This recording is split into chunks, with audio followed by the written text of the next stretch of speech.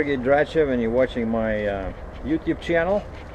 And I just wanted to mention again that I'm a trucker and my hobbies are photography, electronics, entertainment, movies, and this channel is about my job but also about my hobbies. If you're only interested in trucking, please look for the words Heavy Haul TV in the title. I like reviewing new stuff. I only review stuff that I'm using myself in my production, and I wanted to review something else and then I got a load. As they say, FYI, I've been sitting on my ass since last Wednesday, so the truck has been sitting here, and what we're doing today is we're disconnecting the truck from the trailer, and I'm gonna bobtail to Niagara Falls, Ontario, and pick up a preloaded trailer with some concrete panels, just basically, I don't know, flatbed step deck, and go across the border, 400 miles to Connecticut, and then bobtail back empty. That was the only load they could find, so I have to drop my trailer, and that's what we're doing today. So in case you're new to my channel or new to trucking, or you're just a retired guy that fondly remembers his days as trucker, this video is for you. So step one in disconnecting, which especially many new truckers overlook, you have to pull this handle before you do anything with the brakes. Don't touch the brakes until this one is fully out, because if I were to, because of course now I cannot disconnect the hoses because there's air in them, right? My trailer, the brakes are not applied. I always use only parking brakes on the truck. All professional truckers do this to save the brakes, and especially in winter, the brakes can get glued to your, get stuck to the wheels, so nobody does that. But if I apply the brakes, this thing, like the truck will start shifting, like the connection between the trailer and the truck, it will start shifting, and it'll be impossible to open this, and then you have to start the drive back and forth until you lose that pressure over there. So that's step one, right? Step two, we apply the brakes on the trailer, release the brakes on the truck,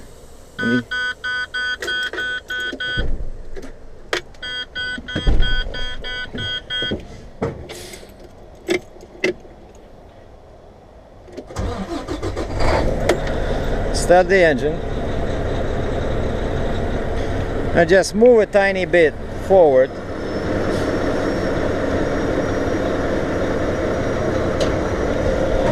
until you hear that click, and now I can apply the brakes.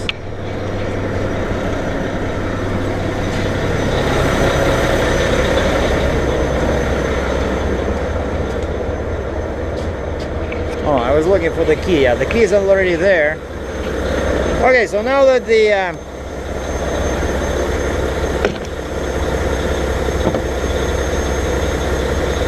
trailer brakes are applied, we can disconnect the hoses.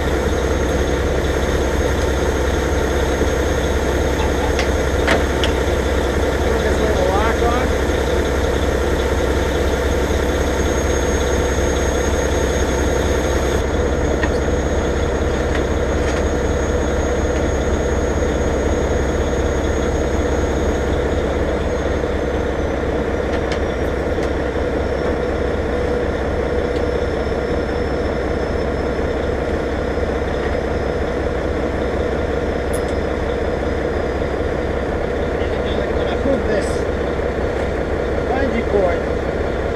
I don't trust these things very much, those connectors. Just do like this, so that if they fall out of there, I don't start dragging them on the ground at 100 kilometers an hour. Okay, so now we start the Honda. Gas on.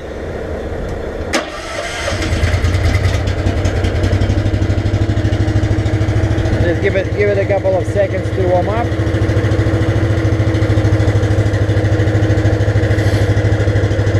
Because the danger with this trailer is, if I don't play with the gooseneck, I can damage these connectors. So that's actually what happened first week when I got this trailer.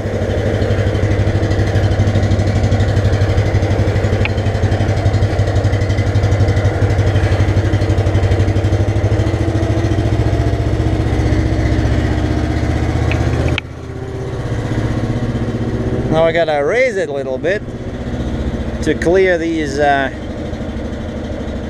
teeth over there.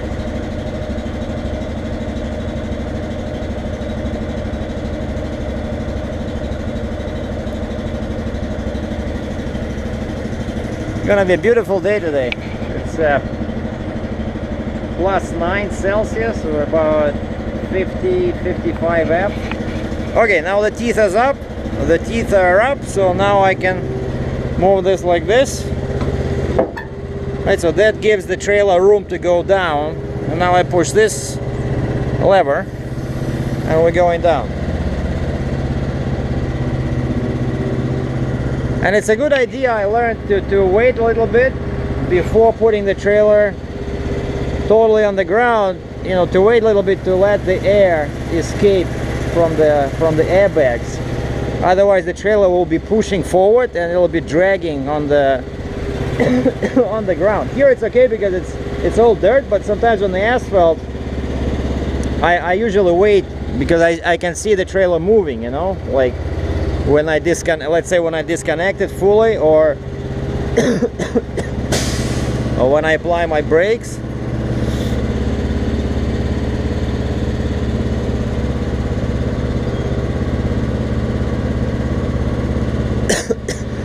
Okay, so the trailer is on the ground. Now I just have to okay, now I have to lift this thing over there. It keeps falling down. All right, so now I just need to, I keep going down till the top of that hole hits the pin. And so my suspension is now filling up with air because this thing still weighs something, and I'm taking the weight off. Okay, you see they're sliding towards the pins, and as soon as they hit the pins, the front will start raising up off the fifth wheel. Oh, see, beautiful. So now I can get in the truck and drive off into the sunset.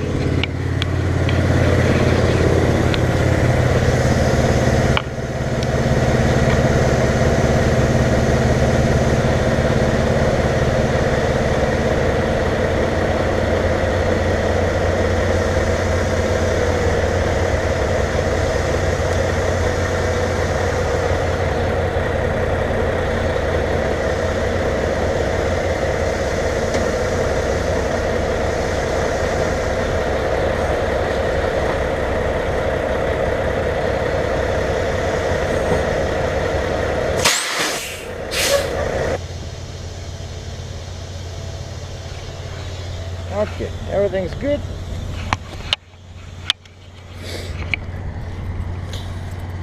I need to move my car in here because one of the guys here, he keeps some stuff here. He says, please don't leave your car over there.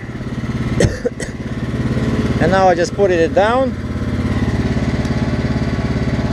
That's another measure that helps to prevent people from stealing the trailer.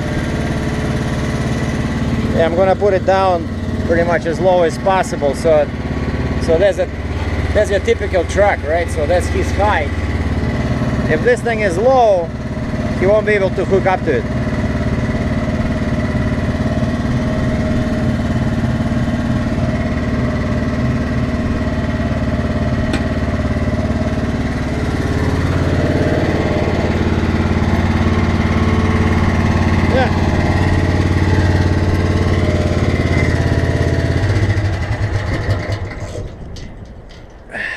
That's good enough. So the trailer's on the ground. My truck is over there. Now I just need to move my car.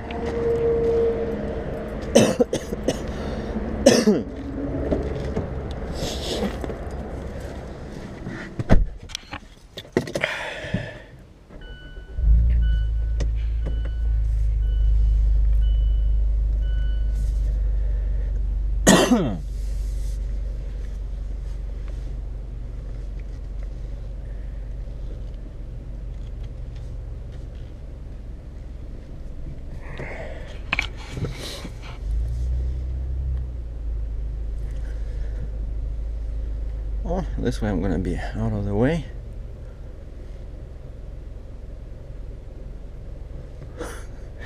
I don't want to come too close because that thing will, when it loses pressure, let me check, because it can go down. I don't want to come back and see that thing on top of the hood of my yeah, that's too close. Alright, I'm gonna move back a little bit.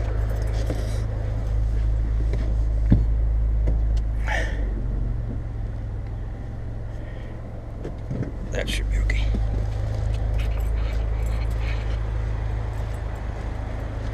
Yeah, if it goes down, I don't think it's gonna hit the car.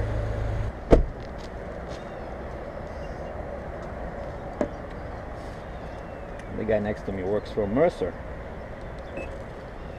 Wow, look at this. All I did was disconnect the trailer. And I did use gloves, right? Okay, I think now we're good. Yep. Okay.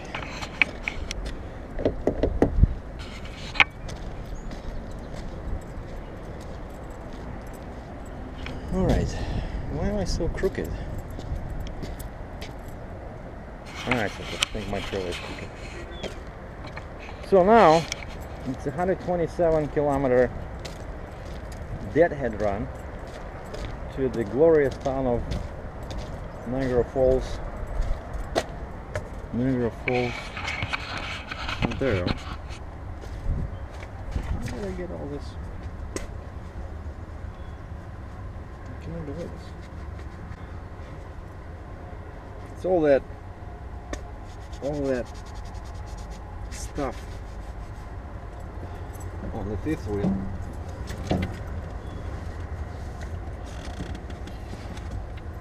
Okay, I got this. Super clean. Yeah, I want to be super clean. It's so easy to get dirty around the truck, you know. I stopped wearing good clothes because I know from bad experience that even if I just want to open the hood, you know, and check oil, when you touch it, because you're moving like this, you know, you're either gonna put grease on your jacket or your pants, so you always gotta make sure that you're ready to get dirty. Unbelievable. Just 5 minutes of work and I'm like a 5-year-old kid in a puddle.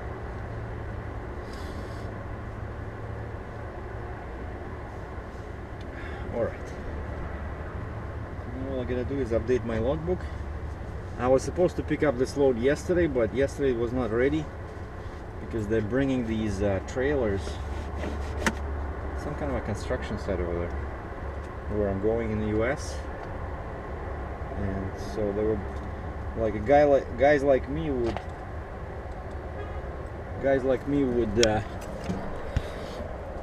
take these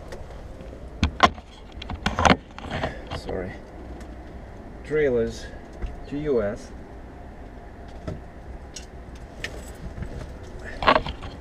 and then somebody else, I hope,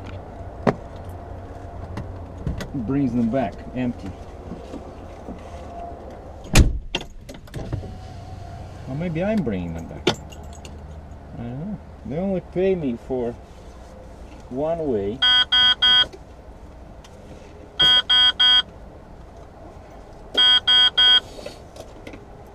Okay, yeah, I'm almost ready. I just need to do my logbook and program the address into my TomTom GPS, and maybe put the GoPro on this little and we'll do like a, you know, kind of like a time-lapse quick speed video.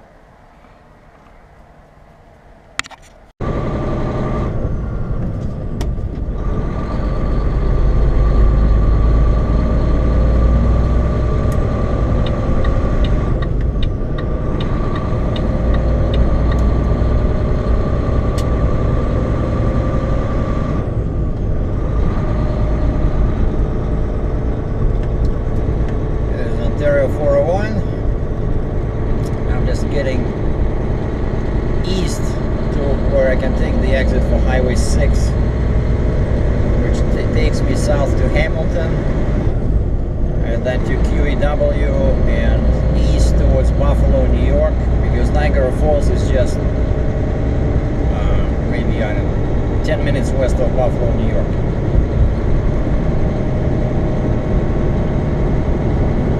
But I'm not in a rush because I know they said they're still waiting for those trailers.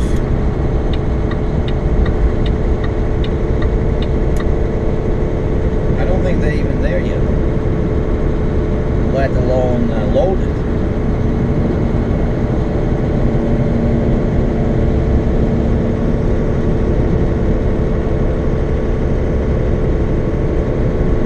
So this is the first time in pretty much a week that I'm sitting behind the wheel of my truck.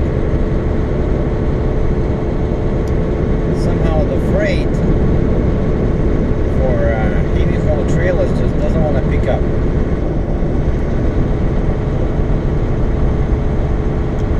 Well, at least I'm moving now. This is going to be on my next bay, which I'm really excited about. Because this Friday, tomorrow is the cutoff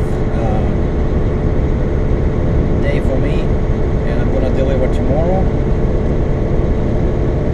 So this will definitely help me with my truck and trailer payments. Beautiful clouds today. Would be great to do like a time-lapse video, but if I'm sitting over there for a long time waiting for the trailer to be loaded, I might just do that.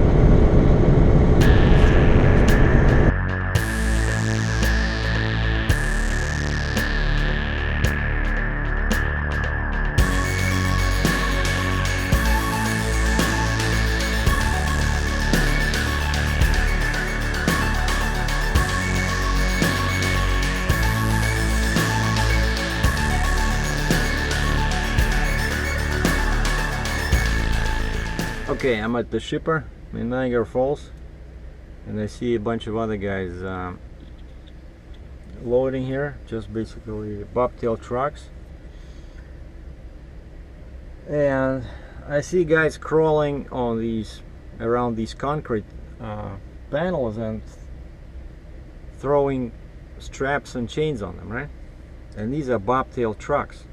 Like normally you carry straps and chains on your trailer, but since we are bobtail guys and this is power only, what is known power only means that usually you come to a yard and they have the preloaded trailer, everything chained and strapped and ready to go. You hook to the trailer and you leave. That's what's called power only.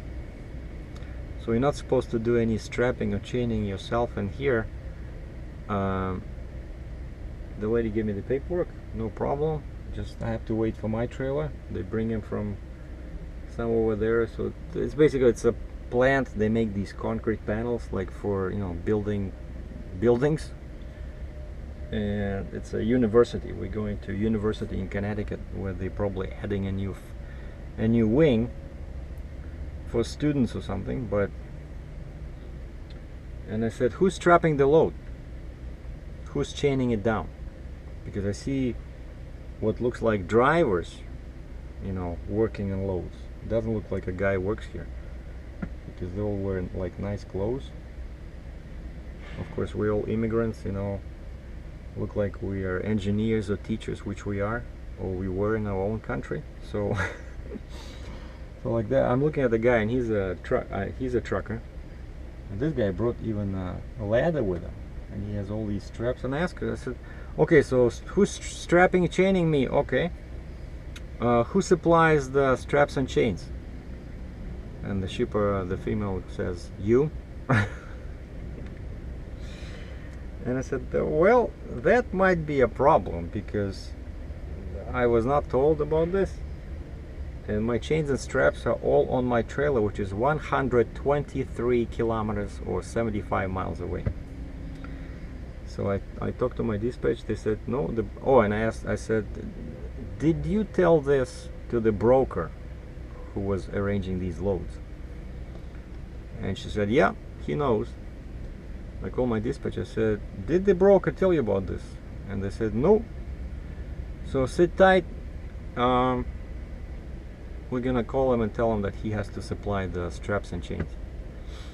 And I went back to my truck, and I remembered something, because I see that the panels are very sharp, and I wrote them an email. I said, don't forget, I also need edge protectors, otherwise these straps will be gone after like 1 mile, because you know it's like real concrete stuff.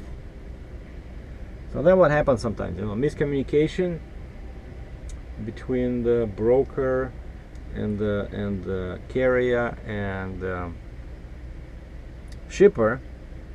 And the best advice is never, that I learned, never argue with the shipper. You know, never, like, always be very polite, very pleasant, and just basically get yourself out of the picture. You know, because it's not my company, right? If this was my company, okay, I would be arguing and screaming, but it's not my company. So I politely asked her if she would agree to talk to my dispatch. When I was on the phone with my dispatch, I said, here's the phone. So she talked to my dispatch. Okay, and dispatch says, you know, sit tight, we're gonna see if the broker can supply the straps and chains. If not, you cannot do this load, you have to go back. And that's what I'm doing. But you start arguing and screaming, they're gonna call your dispatch and complain, hey, this guy has an attitude. So always leave it to your boss to argue, you know. Always be polite, pleasant, so people like you. They say, oh, that guy you sent last time, he was so nice, you know, send him again, you know. Yeah, let me, guys and gals, quickly show what I have. It's a very old trailer. The shipper supplied the trailer, specialized trailer to haul concrete, and I have 4 concrete panels, and I managed to find chains and binders. Very old and ugly. Doesn't even have air suspension.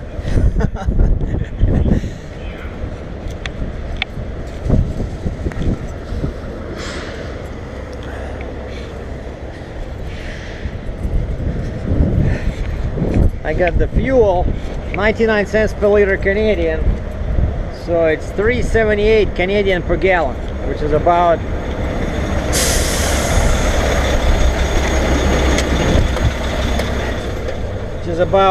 so times 0.75, so that's US. And I'm curious, how much is that? So 3.78 Canadian times 75, so 283. Jeez.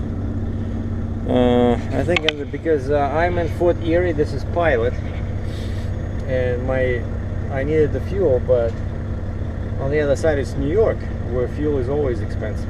But I think over there it's probably like 245, 250 US. But over here I get back the sales tax, which is about 13%. So times, what is this? Times 100 divided by 113. Okay, so it's 250 US after I get back my sales tax, so that's pretty close.